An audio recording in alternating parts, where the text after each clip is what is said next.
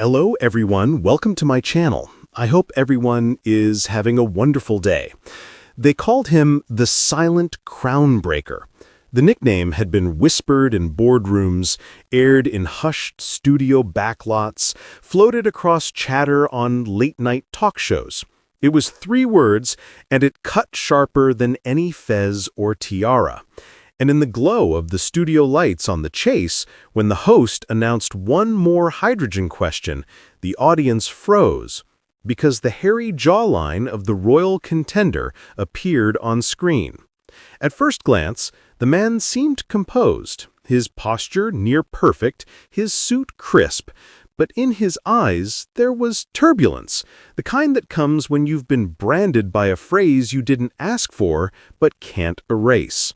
The quiz show's cameras found his expression, and somewhere between "What is the period in the French Revolution that lasted 10 days?" and "Which sea lies between Saudi Arabia and Africa?" he caught his own reflection in the studio glass. The hosts bantered.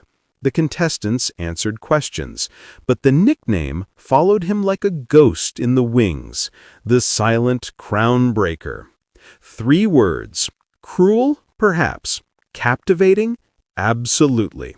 It raised a roar on social media as viewers typed into comment threads, "Who is that? What does it mean? Did he sanction it himself?" Behind the scenes, the man known to the world as Prince William, or more formally, the heir apparent, felt strangely untethered. He was attending the filming for fun, a friendly face in the current of public duty, but the moniker hung heavy. He recalled boardroom meetings where policy advisors leaned in and said, "Your Royal Highness, this must shift." He recalled late-night magazine columns mocking him gently, the Silent Crown Breaker. A hint of challenge, a hint of rage. The cue light blinked, and the question popped. Which Shakespeare play features the line, "We know what we are, but know not what we may be"? His contestant partner hesitated, then answered, "Hamlet." The host clapped. Relief flickered. Cameras swished. But the nickname echoed louder in his mind. Walking off stage, the lights warm on his cheekbones, he met the eyes of a quiz champion stranger, a woman who had bested the chaser minutes earlier. She raised an eyebrow and then muted quietly, "Nice one, Crown Breaker."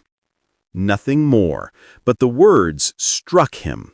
He felt the full weight, silent, because he often swallowed his thoughts behind restraint, crown, because of the legacy he bore, and breaker, because in those headlines he was already being sketched as the house renewer, the tradition challenger, the one who might reorder ancient gears. Yet the studio audience only saw the polished prince, thumbs tapping on the answer board, hair immaculate, voice even. The millions at home typed expletives, jokes, memes. Social feeds lit up with speculation. Was he the Silent Crown Breaker by design, or by the mischief of a writer's pen? Did he embrace the title or dread it? Later, in the quiet of his private apartment, he stripped back the tie and stared at the walls hung with photographs, his sons laughing, his wife's gentle smile, a family trip to Norway.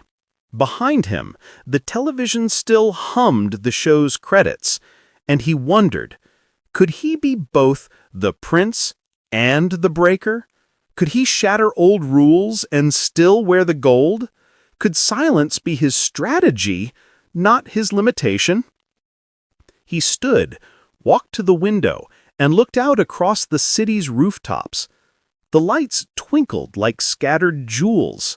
The nickname, 3 brutal words, faded slightly, subsumed by a deeper resolve. Whatever the headline, whatever the meme, he decided, he would write his own next chapter, not with noise, but with quiet intention, not with destruction, but with rebuilding. And somewhere in a studio audience on a game show, the microphone caught just enough to turn heads. Ladies and gentlemen, you've just seen the man they call the silent crown breaker. The lights dimmed, the credits rolled, and beyond the set, a new story began.